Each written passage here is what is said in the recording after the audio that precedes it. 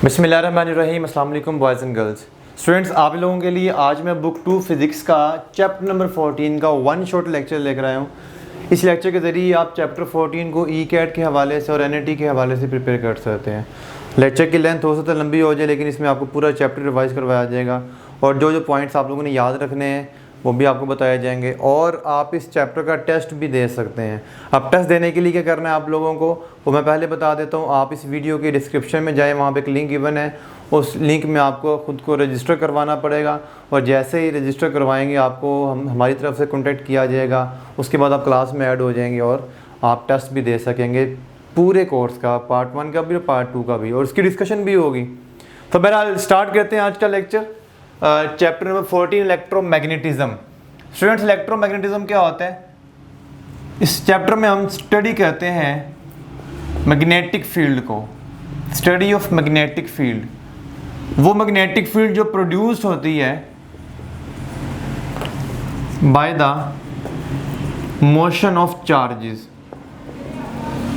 Charges के move करने की वजह से। एक तो किसी भी मटेरियल की इंट्रिंसिक मैग्नेटिक फील्ड होती है, हम उसके बारे में स्टडी नहीं करने वाले। आज हम मोशन ऑफ चार्जेस की वजह से प्रोड्यूस होने वाली मैग्नेटिक फील्ड को स्टडी करने वाले हैं। तो देखते हैं जी कैसे चार्जेस की वजह से मैग्नेटिक फील्ड प्रोड्यूस होती है। तो इसका ओरिजिन क्या है, इसका आंसर अभी तक स्टिल अननोन है, लेकिन ये जो मोशन ऑफ चार्जेस का मतलब क्या है इस बात को अंडरस्टैंड कीजिएगा ज़रा। फर्स्ट कर लें, एक ऑब्जर्वर है और ये एक चार्ज को ऑब्जर्व कर रहा है और ये चार्ज इस ऑब्जर्वर के रिस्पेक्ट से मूव कर रहा है। ये ऑब्जर्वर चार्ज इस ऑब्जर्वर के रिस्पेक्ट से मूव कर रहा है, तो चार्ज के पास एक अपनी इलेक्ट्रिक फील्ड तो होगी। तो जब चार्ज ऑब्जर्वर के रिस्पेक्ट से मूव करना शुरू करेगा, उसके अंदर एक और फील्ड आ जाएगी जिसे हम मैग्नेटिक फील्ड बी से डिनोट करते हैं, राइट। और अगर ऐसा हो कि जो चार्ज है वो भी मूव कर रहा है और उसके साथ साथ ऑब्जर्वर जो है वो भी मूव कर रहा है, सो हम कहेंगे कि ऑब्जर्वर के लिए ऐसे ही है कि जैसे चार्ज रेस्ट पर है, क्योंकि अगर दोनों सेम वेलोसिटी में सेम डायरेक्शन में जा रहे हैं तो दोनों में रिलेटिव मोशन जीरो है, यानी कि charge with respect to observer at rest ही फील होगा। तो ऑब्जर्वर क्या ऑब्जर्व करेगा, इसके अंदर सिर्फ और सिर्फ इलेक्ट्रिक फील्ड को ऑब्जर्व करेगा, इसमें मैग्नेटिक फील्ड को ऑब्जर्व नहीं करेगा। इसका मतलब है कि charge with respect to observer जब भी मूव करेगा तब आपका चार्ज के अंदर एक मैग्नेटिक फील्ड अपीयर होगी। So magnetic field is a relative phenomena. हम ये भी कह सकते हैं कि चार्ज का मूव करना लाजमी नहीं है। लेट्स सपोज करें जी ये चार्ज है और ऑब्जर्वर मूव कर रहे हैं, मैं कहता हूँ ऑब्जर्वर इस तरफ को जा रहा है। अब जब ऑब्जर्वर मूव करेगा तो ऑब्जर्वर को ऐसे ही फील होगा जैसे चार्ज उस ऑब्जर्वर के रिस्पेक्ट से मूव कर रहा है। हकीकत में ऑब्जर्वर मूव कर रहा है, चार्ज रेस्ट पर है। सो इन दैट सेंस इसमें भी ऑब्जर्वर को क्या ऑब्जर्व होगा कि इस चार्ज के अंदर क्या मौजूद है, एक इलेक्ट्रिक फील्ड भी है जो कि इसकी इंट्रिंसिक है और एक मैग्नेटिक फील्ड भी है। इन शॉर्ट, मैग्नेटिक फील्ड सिर्फ और सिर्फ तभी ऑब्जर्व होगी ऑब्जर्वर को जब चार्ज और ऑब्जर्वर के दरमियान में एक रिलेटिव मोशन डेवलप होगी। तो आइए अब स्टार्ट करते हैं जी, इस चार्जेस की वजह से जो प्रोड्यूस होने वाली मैग्नेटिक फील्ड है उनके बारे में पढ़ेंगे। सबसे पहले तो एक बार कुछ इंपॉर्टेंट पॉइंट्स हम अब नोट कर लें। Important points about magnetic field, और वो पॉइंट्स क्या हैं कि इन फील्ड लाइंस की प्रॉपर्टीज वही होती हैं जो इलेक्ट्रिक फील्ड लाइंस की होती हैं। Properties similar to electric field lines, electric field lines. और इसके भी दो पोल होते हैं, एक नॉर्थ पोल और एक साउथ पोल, नॉर्थ और साउथ। और जो मैग्नेटिक फील्ड की डायरेक्शन होगी वो नॉर्थ से साउथ की तरफ होती है, राइट। तो नॉर्थ से साउथ आपके मैग्नेटिक फील्ड की डायरेक्शन होगी और बाकी प्रॉपर्टीज वही इलेक्ट्रिक फील्ड वाली ही होंगी। और एक बात कि सिंगल चार्ज एग्जिस्ट कर सकता है पॉजिटिव एंड नेगेटिव, लेकिन single pole of magnetic field does not exist. Single pole यानी कि यह नॉर्थ या अकेला साउथ, ये कभी भी एग्जिस्ट नहीं करेंगे। Single pole of magnetic field does not exist. हमेशा ये पेड़ की शक्ल में नॉर्थ और साउथ यानी डाईपोल, ये डाई मैग्नेटिक पोल्स कहते हैं इन्हें, ये मैग्नेटिक पोल्स नॉर्थ और साउथ की शक्ल में ही एग्जिस्ट करेंगे और हमेशा मैग्नेटिक फील्ड नॉर्थ से साउथ की तरफ ही रहेगी। So this was the short introduction about magnetic field. आइए अब हम मूविंग चार्जेस की वजह से प्रोड्यूस होने वाली मैग्नेटिक फील्ड के बारे में पढ़ेंगे। मेरे लेक्चर की तरतीब थोड़ा सा चैप्टर से डिफरेंट होगी। मैं उन टॉपिक्स को इकट्ठा करूँगा जो चैप्टर में एक जैसे हैं, सिमिलर हैं। जैसे कि अभी मैं स्टार्ट करने लगा हूँ। सबसे पहले मैं चैप्टर के वो टॉपिक्स जिसमें मैग्नेटिक फील्ड प्रोड्यूस की जाएगी वो पढ़ेंगे। सो हम पढ़ेंगे magnetic field due to magnetic field due to, और यहाँ पे मैं छोड़ता हूँ खाली जगह, इसकी जगह पर क्या आएगा, नंबर 1। सबसे पहले हम बात करेंगे स्ट्रेट कंडक्टर की। अगर एक स्ट्रेट कंडक्टर है और उसमें चार्जेस मूव कर रहे हैं तो उसकी वजह से प्रोड्यूस होने वाली मैग्नेटिक फील्ड किस तरह की होगी।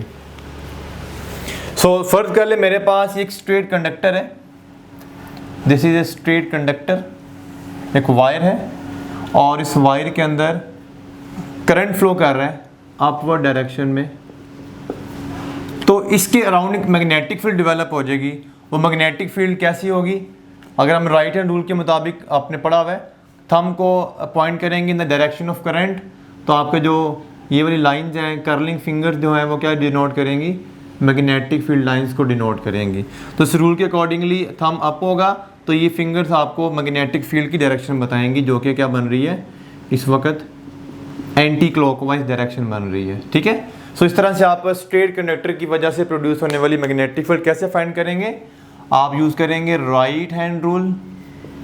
और राइट हैंड रूल कैसे यूज़ करेंगे, इस रूल में से क्वेश्चंस किए जा सकते हैं आपको। सबसे पहले इस रूल के लिए आपने ये थंब और ये कर्लिंग फिंगर्स का इस्तेमाल करना है, यानी एक थंब होगा आपके पास वो यूज़ किया जाएगा और दूसरा कर्लिंग फिंगर्स। तो कर्लिंग फिंगर्स किसको डिनोट करेंगी, कर्लिंग फिंगर डिनोट करेंगी मैग्नेटिक फील्ड यानी कि बी को, और थंब आप लगाएंगे in the direction of current, right. अब यहाँ पे कौन सा करंट, आप जानते हैं दो तरह का करंट होता है, याद रखिए कि ये वाला कौन सा करंट होगा, ड्यू टू पॉजिटिव चार्जेस यानी कि कन्वेंशनल करंट। अगर तो कन्वेंशनल करंट फ्लो कर रहा है, पॉजिटिव चार्जेस की वजह से करंट फ्लो कर रहा है, तो आप इस रूल के मुताबिक आंसर करेंगे। अदरवाइज अगर वो कहता है कि नेगेटिव चार्जेस की वजह से करंट फ्लो कर रहा है यानी कि इलेक्ट्रॉन्स फ्लो कर रहे हैं या इलेक्ट्रॉनिक करंट है, तो फिर आपका जो आंसर है वो थोड़ा सा डिफरेंट होगा। लाइक अगर मैं सपोज करूँ कि ये जो करंट फ्लो कर रहा है ये पॉजिटिव चार्जेस की वजह से यानी कन्वेंशनल करंट है, तो मैं थंब को इसके मुताबिक रखूँगा और कर्लिंग फिंगर्स के मुताबिक आंसर करूँगा। लेकिन अगर मैं कहता हूँ कि ये वाला करंट मेरा इलेक्ट्रॉनिक करंट है यानी कि नेगेटिव चार्जेस की वजह से, इलेक्ट्रॉन्स की वजह से है, तो रूल मैं ऐसे ही अप्लाई करूँगा, लेकिन जो मेरा आंसर आएगा मैं उसका ऑपोजिट आंसर करूँगा ड्यू टू नेगेटिव चार्ज। यानी कि अगर फिलहाल इसके अकॉर्डिंगली अगर ये एंटी क्लॉकवाइज आंसर आ रहा है और ये क्वेश्चन में मेंशन किया जाए कि ये करंट नेगेटिव करंट है, तो फिर आप एंटी क्लॉकवाइज की बजाय क्या आंसर करेंगे, क्लॉकवाइज आंसर करेंगे, राइट जी। तो आपने ये रूल अप्लाई करना है पॉजिटिव चार्ज के ऊपर, फिर स्टेटमेंट में देखना है कि पॉजिटिव चार्ज के बारे में बात की जा रही है या नेगेटिव चार्जेस के बारे में बात की जा रही है, और नेगेटिव अकॉर्डिंगली आप इस रूल से उल्टा आंसर करेंगे। ठीक है जी। फिर आपसे क्वेश्चन किया जा सकता है कि वायर में करंट फ्लो कर रहा है, तो अगर इस वायर को ऊपर से ऑब्जर्व किया जाए तो करंट की मैग्नेटिक फील्ड की डायरेक्शन क्या बनेगी। अगर बिलो द वायर अब इसको ऑब्जर्व किया जाए, यानी अगर मैं यहाँ से ऑब्जर्व करता हूँ इसको, सपोज करें जी इसको मैं यहाँ से ऑब्जर्व कर रहा हूँ, तो फिर क्या बनेगी, और इसको मैं यहाँ से ऑब्जर्व कर रहा हूँ तो फिर इसकी मैग्नेटिक फील्ड की डायरेक्शन क्या बनेगी। सो स्टूडेंट्स, अगर आप अबव द वायर यानी अगर आपके पास ये वायर है, अब इसको यहाँ से ऑब्जर्व कर रहे हैं तो मैग्नेटिक फील्ड आपको एंटी क्लॉकवाइज दिखेगी, और आप इसको यहाँ से ऐसे ऑब्जर्व कर रहे हैं तो फिर आपको क्लॉकवाइज दिखेगी। तो आप इसको शॉर्टकट याद कर लें। शॉर्टकट से एक मुराद ये है कि आप एक ज़हन नशीन कर लें, एंटी टेस्ट में आपको चीज़ें याद होना बड़ा ज़रूरी है। यानी कि अगर ये देखें ज़रा, थंब अपवर्ड है, तो अगर थंब वाली साइड से देखेंगे तो आपका हमेशा एंटी क्लॉकवाइज आंसर रहेगा, याद रख लें। थंब वाली साइड से हमेशा एंटी क्लॉकवाइज आंसर आएगा, और अगर थंब के ऑपोजिट साइड से पूछा गया आपका, तो फिर यहाँ पे आपने आंसर क्या लगाना है, क्लॉकवाइज। ठीक है जी। तो थंब वाली साइड से ऊपर से देखेंगे तो एंटी क्लॉकवाइज दिखेगा, और थंब के ऑपोजिट साइड से देखेंगे तो आपको क्या दिखेगा, क्लॉकवाइज दिखेगा। रूल आपके पास यही होगा, लेकिन आपने पॉजिटिव और नेगेटिव का ख्याल रखना है। So this is the magnetic field due to a straight conductor. और इस कंडक्टर में प्रोड्यूस होने वाली जो मैग्नेटिक फील्ड होगी स्टूडेंट्स, उसका फॉर्मूला भी आपको याद रखना है, B is equal to mu naught I over 2 pi R। This is the field due to the straight current carrying conductor. इसके अकॉर्डिंगली आपका B का करंट के साथ डायरेक्ट रिलेशन आ रहा है और B का R के साथ इनवर्स रिलेशन आ रहा है। और स्टूडेंट्स यहाँ पे R जो है, R is not the radius of the wire. R उस पॉइंट का डिस्टेंस है जिस पॉइंट के ऊपर आप मैग्नेटिक फील्ड फाइंड करना चाहते हैं। लेट्स सपोज आप इस पॉइंट के ऊपर मैग्नेटिक फील्ड फाइंड करना चाहते हैं, तो इस वायर के सेंटर से लेकर यहाँ तक का जो डिस्टेंस होगा it is a small r। तो r को आपने रेडियस नहीं मानना, बल्कि आपने उस पॉइंट का, उस वायर के सेंटर से डिस्टेंस कंसिडर करना है जिसके लिए मैग्नेटिक फील्ड का कहा गया है। और यहाँ पे इसी के अकॉर्डिंगली क्वेश्चन आ जाता होता है कि सवाल आ जाता होता है अक्सर आपसे कि अगर मैं वायर की रेडियस को या थिकनेस को चेंज कर देता हूँ तो उससे मैग्नेटिक फील्ड पे क्या इफेक्ट होगा, कीपिंग द करंट सेम। तो याद रखिएगा, अगर आप वायर की थिकनेस चेंज करते हैं, वायर का रेडियस चेंज करते हैं, keeping the current same, current same रखते हुए, तो फिर आप मैग्नेटिक फील्ड पे कोई इफेक्ट नहीं होगा। तो B is independent of radius of wire keeping the current same, keeping the current same. अगर करंट सेम रखा गया है तो।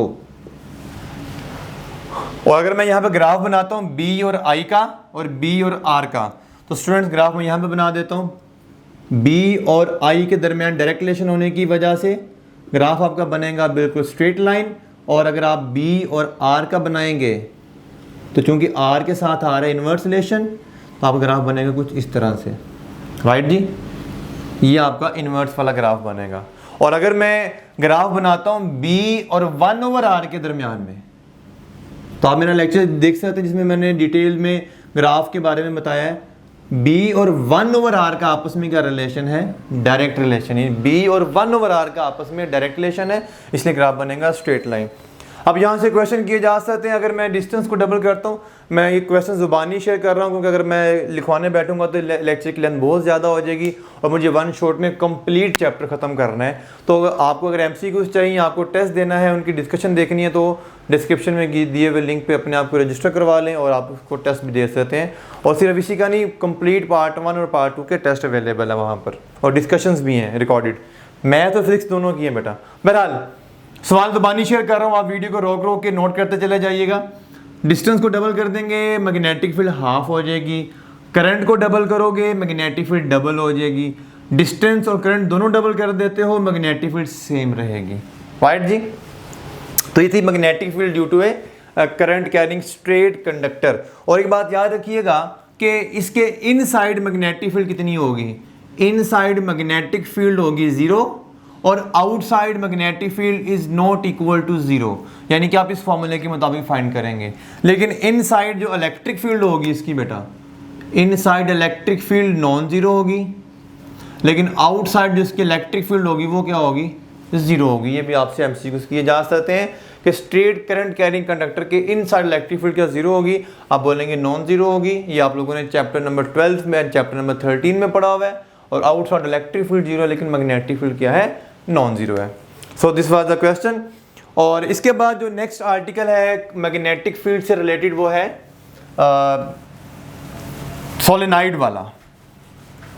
तो आई होप को आपने ये करंट कैरिंग वायर वाला ये अंडरस्टैंड कर लिया होगा। इसके MCQs मैंने आपको ज़ुबानी शेयर कर दिए हैं, उसको अच्छे से नोट करें, अपने लेक्चर्स में ऐड करें। आइए अब देखते हैं नंबर 2 पे, magnetic field due to solenoid, current carrying solenoid, current carrying solenoid. तो स्टूडेंट्स सोलेनाइड क्या होती है आप जानते हैं। अगर आप इसी वायर को बाउंड कर दें, स्प्रिंग की शक्ल दे दें, तो एक सोलेनाइड बन जाती है। This is a solenoid. और आप इसको करंट प्रोवाइड करते हैं, ये बैटरी लगाते हैं, तो इसमें करंट फ्लो करने की वजह से मैग्नेटिक फील्ड प्रोड्यूस होगी। ठीक है जी। और वो जो मैग्नेटिक फील्ड होगी वो कैसे फाइंड की जाएगी स्टूडेंट्स, यही रूल लगेगा, लेकिन इसको आपने रिवर्स कर देना रूल को। क्या कर देना है कि जो थंब होगा वो मैग्नेटिक फील्ड की जगह पर चला जाएगा और जो करंट होगा वो कर्लिंग फिंगर्स की जगह पर आ जाएगा। अब करंट इसमें या तो क्लॉकवाइज फ्लो कर सकता है या एंटी क्लॉकवाइज फ्लो कर सकता है, डिपेंडिंग अपॉन कि आपने इस सोलेनॉइड को कैसे डिज़ाइन किया है। या तो आप ऐसे बाउंड किया हुआ सोलेनॉइड को आपने, या फिर आपने इस तरह से बाउंड किया हुआ सोलेनॉइड को। तो जैसे भी बाउंडिंग की हुई है और जैसे आपने बैटरी अटैच की उसके अकॉर्डिंगली करंट फ्लो करेगा। मैं कहता हूँ सपोज करें जी इसमें करंट फ्लो कर रहा है सच दैट के ऊपर डॉट लगाता हूँ मैं। अब डॉट का मतलब क्या होता है स्टूडेंट्स, डॉट का मतलब होता है आपकी तरफ, आपकी तरफ, यानी कोई चीज़ आपकी तरफ आ रही है। और क्रॉस का मतलब होता है कोई चीज़ आपसे दूर जा रही है, यानी आपकी तरफ आ रही है तो आपके लिए डॉट होगा, मेरे लिए क्रॉस होगा, क्योंकि मेरे से दूर जा रही है वो चीज़। कोई चीज़ मेरी तरफ आ रही है तो मेरे लिए डॉट होगा, लेकिन आपके लिए क्रॉस होगा। आप जब क्वेश्चन पेपर को देखेंगे तो क्वेश्चन पेपर में अगर कहीं पर डॉट लगा हुआ है मैग्नेटिक फील्ड की जगह पर, मैग्नेटिक फील्ड डॉट है, इसका मतलब मैग्नेटिक फील्ड आपकी तरफ आ रही है, out of the page, page से बाहर निकल रही है। अगर पेज को देख रहे हो और क्रॉस लगा हुआ है, इसका मतलब है मैग्नेटिक फील्ड आपसे दूर जा रही है, पेपर के अंदर की तरफ जा रही है, राइट जी। तो मैं कहता हूँ जी इसमें करंट फ्लो कर रहा है ऊपर से ऐसे बाहर की तरफ यानी आपकी तरफ, और नीचे से इनवर्ड है इस तरफ। तो आपने इसकी मैग्नेटिक फील्ड कैसे फाइंड करनी होगी, तो आपने रूल लगाना है फिर से, जो राइट हैंड रूल है इस पे राइट हैंड रूल थोड़ा सा डिफरेंट होगा। इसका राइट हैंड रूल थोड़ा सा डिफरेंट है, यानी इसके ऑपोजिट होगा। इसमें भी थंब और मैग्नेटिक फील्ड यूज़ किए जाएंगे, थंब एंड मैग्नेटिक फील्ड या curling fingers, sorry curling fingers. अब स्टूडेंट्स क्या होगा, आपने रूल को पढ़ा हुआ है, मैं वन शॉट में करने जा रहा हूँ जल्दी से। इसका थंब होगा वो शो करेगा मैग्नेटिक फील्ड के नॉर्थ पोल को, एन पोल को रिप्रेजेंट करेगा, ठीक है। और जो फिंगर होंगी वो किसको डिनोट करेंगी, करंट को। और कौन सा current, due to positive charges वाला कन्वेंशनल करंट, यानी कि इसके मुताबिक अगर मैं ऊपर इस सोलेनॉइड को अगर अपने हैंड में कैरी करूं तो ऊपर से फिंगर आउटवर्ड आनी है, यानी आपकी तरफ आनी है, नीचे से इनवर्ड जानी है। तो आप देखें ये थंब मेरा बता रहा है कि यहाँ पर इसका क्या बनेगा, नॉर्थ बनेगा, और यहाँ पर क्या बनेगा, इसका साउथ बनेगा। अब यहाँ पर जो मैग्नेटिक फील्ड होगी, अभी शुरू में मैंने बताया कि मैग्नेटिक फील्ड नॉर्थ से साउथ होती है, लेकिन एक बात का ख्याल रखिएगा, मैग्नेटिक फील्ड नॉर्थ से साउथ आउटसाइड द सोलेनॉइड होगी, यानी यहाँ से फील्ड आएगी और इस तरफ को आएगी, ठीक है। लेकिन अगर मैं इनसाइड की बात करूँगा तो इनसाइड कैसे जाएगी, यहाँ से साउथ की तरफ, नॉर्थ की तरफ जाएगी, इस तरह से चलेगी ये। सो this is the direction of magnetic field. तो आपका थंब रिप्रेजेंट करेगा हमेशा नॉर्थ पोल को, ठीक है। तो आपका अगर करंट ऐसे फ्लो कर रहा है, अगर करंट ऐसे फ्लो कर जाता तो फिर आपका नॉर्थ इधर होता, साउथ इधर होता है। दूसरी डायग्राम आप खुद बना लें, ऊपर क्रॉस लगा लें, नीचे क्या लगा लें आप, डॉट लगा लें, तो नॉर्थ इधर आ जाएगा, साउथ इधर आ जाएगा। ये जो मैग्नेटिक फील्ड है स्टूडेंट्स याद रखिएगा, जो आउटसाइड मैग्नेटिक फील्ड है, हम अपनी डिस्कशन के दौरान अपनी मैग्नेटिक फील्ड को कहते हैं कि आउटसाइड फील्ड जो है वो इनसाइड फील्ड के मुकाबले में बहुत वीक है। इन दैट सेंस हम कहते हैं कि आउटसाइड जो मैग्नेटिक फील्ड वो क्या होगी, बी आउटसाइड, वो क्या होगी, ज़ीरो होगी। ज़ीरो तो नहीं होगी लेकिन अप्रॉक्सीमेटली ज़ीरो कर देते हैं। और जो magnetic field inside the solenoid होगी तो हम फाइंड करेंगे B is equal to mu naught n I. और यहाँ पे जो n है स्टूडेंट्स ये क्या है, that is the number of turns per unit length, यानी कि हम लिख सकते हैं mu naught n over l into I, यानी कि n क्या है, जो n है that is equal to n over l and that is the number of turns divided by length of solenoid, length of solenoid, that is called number of turns per unit length। तो students आप देख सकते हैं कि जो inside magnetic field होगी वो n के डायरेक्टली प्रोपोर्शनल है, i के इन्वर्सली प्रोपोर्शनल है, और सॉरी l के इन्वर्सली प्रोपोर्शनल है, लेकिन i के डायरेक्टली प्रोपोर्शनल है। और यहाँ पर भी मैं ये बात करूँगा कि जैसे यहाँ पर देखें ना, यहाँ पर इनसाइड मैग्नेटिक फील्ड जीरो थी, यहाँ पर आउटसाइड मैग्नेटिक फील्ड जीरो है, यहाँ पे outside magnetic field non zero थी, यहाँ पे inside magnetic field non zero है। यानी कि अगर आप एक टॉपिक याद करेंगे उसका उल्टा कर देंगे दूसरा भी याद हो जाएगा आपको। आपसे क्वेश्चन किया जा सकता है अगर आप नंबर ऑफ टर्न्स को डबल करते हो तो मैग्नेटिक फील्ड डबल हो जाएगी, लेंथ को डबल करते हो मैग्नेटिक फील्ड हाफ हो जाएगी, करंट को डबल करते हो मैग्नेटिक फील्ड डबल हो जाएगी। इनसाइड वाली बेटा, आउटसाइड तो वैसे ही जीरो है। और अगेन फॉर्मूले में देख सकते हैं इस कॉइल का जो रेडियस है, इसका जो ये वाला रेडियस है, इस चेंज करने से मैग्नेटिक फील्ड को कोई इफेक्ट नहीं होगा। तो लिखूंगा मैं बी इनसाइड वाली जो है, पहली बात तो is along the axis of solenoid के अलोंग है, यानी एक्सिस ऑफ सोलेनाइड के अलोंग चल रही है। और बी इनसाइड जो है उसकी डायरेक्शन साउथ से नॉर्थ नहीं है, और सॉरी नॉर्थ से साउथ नहीं है, साउथ से नॉर्थ है। सो जो बी इनसाइड है सोलेनाइड की is directed south to north. ये इनसाइड की बात हो रही है स्टूडेंट्स। आउटसाइड कहेंगे नॉर्थ से साउथ ही आएगी। इसके बाद इंपॉर्टेंट पॉइंट लिखिएगा ज़रा कि जो बी इनसाइड है, B inside is independent of radius of solenoid. Solenoid के रेडियस के इंडिपेंडेंट है। रेडियस ऑफ सोलेनाइड चेंज करने से कोई इफेक्ट नहीं होगा। और अगर मैं इनके ग्राफ बनाना चाहूं तो B का नंबर ऑफ टर्न्स के साथ डायरेक्ट रिलेशन है, B का number of turns per unit length small n के साथ भी डायरेक्ट रिलेशन है, B का number of turns magnetic field current के साथ भी डायरेक्ट रिलेशन है, और B का लेंथ के साथ keeping the number of turns constant inverse relation है।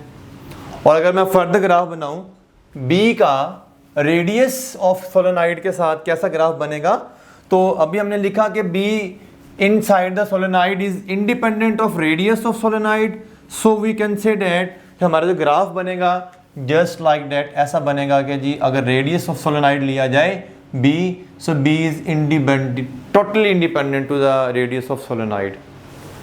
B कांस्टेंट रहेगी रेडियस के चेंज करने से। स्टूडेंट्स यहाँ पर एक क्वेश्चन किया जा सकता है आपसे, मैं जल्दी से क्वेश्चन शेयर कर देता हूँ आपसे। अगर क्वेश्चन किया जाए आपके पास, सपोज कर रही है सोलेनाइड है जिसकी मैग्नेटिक फील्ड B है और आपने इसको कट कर दिया 2 इक्वल पार्ट्स के अंदर, ऐसे कट कर दिया तो ये 2 सोलेनाइड्स बन चुकी हैं अब। ठीक है जी, तो बताना ये है इक्वल, तो इसकी मैग्नेटिक फील्ड B प्राइम है, ये कितनी होगी। तो स्टूडेंट्स ऑप्शन में लिख देता हूँ पहले, क्या वो B प्राइम जो है वो B के इक्वल होगी। दूसरी ऑप्शन, क्या वो B प्राइम पहले वाली B के हाफ होगी। चारली ऑप्शन, क्या B prime is equal to 2B होगी, या delta option B prime is equal to 3B होगी, या 0 कर दें इसको बल्कि। जी स्टूडेंट्स, अब स्टूडेंट्स कहेंगे कि ये लेंथ को आधा कर दिया है तो B हाफ हो जाएगी।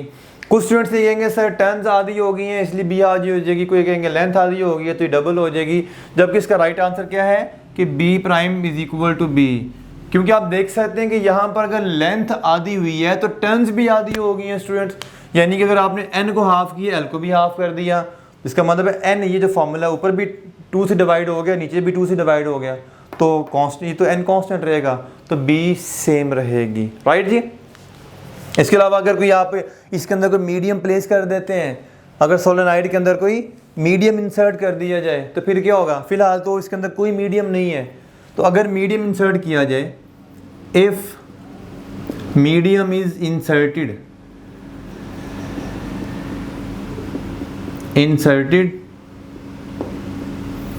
इनसाइड द सोलेनाइड, तो फिर क्या होगा, फिर स्टूडेंट्स फार्मूला बनेगा B जो इनसाइड होगी that would be equal to mu naught mu r n I. Students ये म्यू आर क्या है, म्यू आर एक रिलेटिव कांस्टेंट है, एक रिलेटिव परमिएबिलिटी बोलते हैं इसे। म्यू नॉट की वैल्यू आपको पता 4 पाई इंटू 10⁻⁻7 है, वेबर पर एम्पियर पर मीटर। लेकिन म्यू आर की वैल्यू क्या होगी, it would be less than 1, it would be greater than 1। It could be less than 1, it could be greater than 1। Greater than 1 कब होगी? जब आपके पास फेरोमैग्नेटिक मटेरियल आएगा, जो कि आप लोगों ने चैप्टर नंबर 17 में पढ़ा हुआ है। और अगर डायामैग्नेटिक मटेरियल है तो वैल्यू लेस देन 1 आएगी डायामैग्नेटिक। अब मैं आपको एक जल्दी से फेरोमैग्नेटिक और डायामैग्नेटिक का डिफरेंस समझा देता हूँ। देखिए एक और होता है जिसे हम बोलते हैं पैरामैग्नेटिक। पैरामैग्नेटिक, अब आपने जरा तवज्जो से नोट करना इस बात को मेरी। डायामैग्नेटिक मटेरियल जो होता है, सही उल्टा मैंने कर दिया, ये ग्रेटर देन 1 के लिए है, ये लेस देन 1 के लिए, ये करेक्शन कर लीजिएगा ज़रा। डायामैग्नेटिक मटेरियल मैग्नेटिक फील्ड के दुश्मन होते हैं, यानी कि मैग्नेटिक फील्ड को कम करने की कोशिश करते हैं, हमेशा उसके अगेंस्ट आते हैं। तो आप इसमें कोई डायामैग्नेटिक मटेरियल इंसर्ट करते हो, ये अंदर के मैग्नेटिक फील्ड को कम कर देगा, यानी कि ये कांस्टेंट जो है इसकी वैल्यू लेस देन 1 होगी, और जब भी नंबर लेस देन 1 से मल्टीप्लाई करोगे तो आंसर रिड्यूस हो जाएगा, मैग्नेटिक फील्ड कम हो जाएगी। अगर आप फेरोमैग्नेटिक मटेरियल देते हो तो देखिए फेरोमैग्नेटिक और पैरामैग्नेटिक में क्या फ़र्क है। मैं सिंपल अल्फाज में कहता हूँ, पैरामैग्नेटिक मटेरियल मैग्नेटिक फील्ड का दोस्त होता है, यानी फ्रेंड होता है, और फेरोमैग्नेटिक जो होता है वो उसका बेस्ट फ्रेंड होता है। यानी कि दोनों फ्रेंड हैं, लेकिन एक फ्रेंड है और एक बेस्ट फ्रेंड है। बेस्ट फ्रेंड और फ्रेंड में आपको पता है कौन हो सकता है। तो बहरहाल यानी कि यूँ कह सकते हैं कि पैरामैग्नेटिक की जो वैल्यू वो स्लाइटली ग्रेटर देन 1 होती है, ये इक्वल टू 1 हो सकती है, लेकिन फेरोमैग्नेटिक की वैल्यू 1 से बहुत ज़्यादा होगी। कितनी होगी वो याद नहीं करनी है आपको, फिलहाल सिर्फ ये याद रखना है कि 1 से ग्रेटर ही होगी। पैरामैग्नेटिक की स्लाइटली ग्रेटर देन 1 और फेरोमैग्नेटिक की वेरी वेरी ग्रेटर देन 1। यानी अगर आप फेरोमैग्नेटिक इंसर्ट करते हैं तो इसकी फील्ड बहुत ज़्यादा स्ट्रॉन्ग हो जाएगी, अगर पैरामैग्नेटिक होगी फिर भी स्ट्रॉन्ग होगी, लेकिन उतनी ज़्यादा स्ट्रॉन्ग नहीं होगी। So paramagnetic is friend of magnetic field, ferromagnetic is the best friend. आप कोई सोच रहे हैं गर्लफ्रेंड? नहीं गर्लफ्रेंड नहीं, बेस्ट फ्रेंड है बेटा। वैसे वो गर्लफ्रेंड ही आजकल बेस्ट फ्रेंड होती है आपकी। बहरहाल तो स्टार्ट करते हैं जी। ये थी magnetic field due to a current carrying wire और सोलेनॉइड, और इसके मैंने कुछ क्वेश्चंस आपसे ग्राफ और क्वेश्चन शेयर कर दिए। अब मैं आपसे कुछ क्वेश्चन करता हूँ दोनों आर्टिकल से रेलिवेंट, फिर मैं नेक्स्ट आर्टिकल स्टार्ट करता हूँ। देखें आपसे ये भी क्वेश्चन किया जा सकता है कि बताइए अगर मेरे पास 2 वायर्स हैं तो इनके दरमियान में मैग्नेटिक फील्ड कैसी होगी। ये तो वायर की शक्ल में आ गया, वायर ए वायर बी, और आपको ये भी कहा जा सकता है फर्ज कर लें आपके पास ये एक कॉइल की शक्ल है, तो इन कॉइल्स के दरमियान में मैग्नेटिक फील्ड क्या होगी। ये एक कॉइल, एक टर्न वाली सोलेनॉइड जिसे हम फैंटम मैग्नेट कहते हैं, ठीक है। अच्छा, अगर इसमें करंट फ्लो कर रहा है अपवर्ड, इसमें भी करंट फ्लो कर रहा है अपवर्ड, इसमें करंट फ्लो कर रहा है जस्ट लाइक दैट, इस तरह से। ये बेसिकली ऐसे पड़ी हुई है, मैं अगर मार्कर को हटा के बताऊँ, ये कॉइल ऐसे ही ऐसे ऐसे पड़ी हुई है, ठीक है। यानी आमने सामने इस तरह से कर लें, इस तरह से कर लें, ऐसे कर लें, ये ऐसे पड़ी हुई है। इसमें भी करंट फ्लो कर रहा है, इसमें भी करंट फ्लो कर रहा है। बहरहाल इसकी जो मैग्नेटिक फील्ड होगी रूल के मुताबिक किस तरह की बनेगी, इसकी मैग्नेटिक फील्ड बनेगी स्टूडेंट्स ये वाली, ठीक है। ये मैग्नेटिक फील्ड की डायरेक्शन क्या आ रही है, एंटी क्लॉकवाइज, और अगर मैं इसकी डायरेक्शन देखता हूँ स्टूडेंट्स तो क्या बनेगी, इसकी डायरेक्शन बनेगी वो भी एंटी क्लॉकवाइज ही बनेगी।